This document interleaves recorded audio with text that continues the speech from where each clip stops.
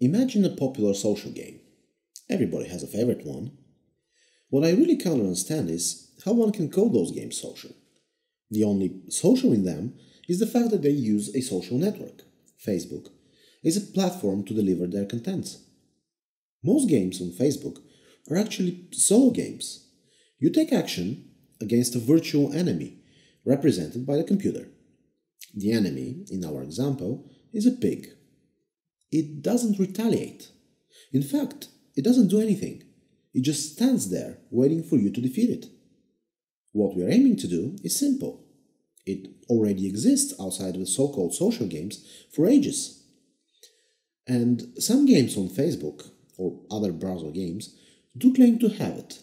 It's called multiplayer. Multiplayer is, in fact, what defines a game as a social one.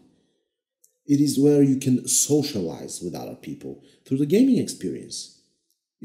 Playing together as a team or against each other.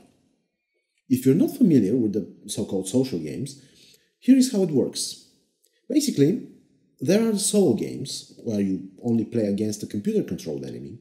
And when I say controlled, that is in the rare cases when the enemy actually does anything, rather than just standing there waiting for you to hit him.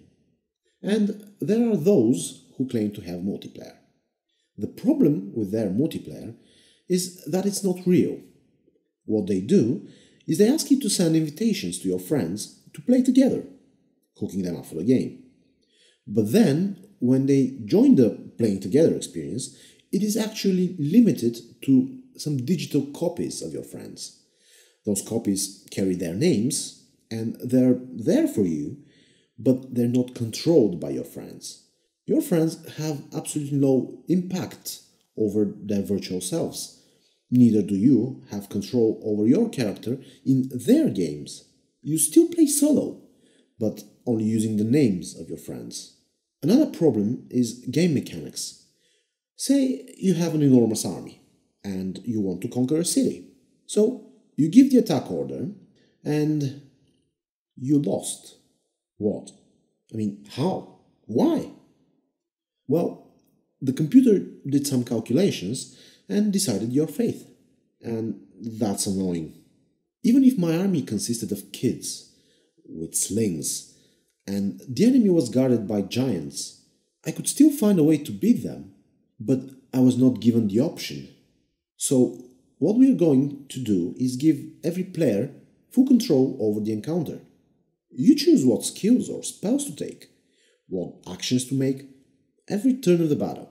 So for this amount of money, we want to start a browser-based game that will offer real-time multiplayer with complete control over your actions, role-playing and arcade experience, and quests with engaging lore. And all that in a rich fantasy world with wondrous stories.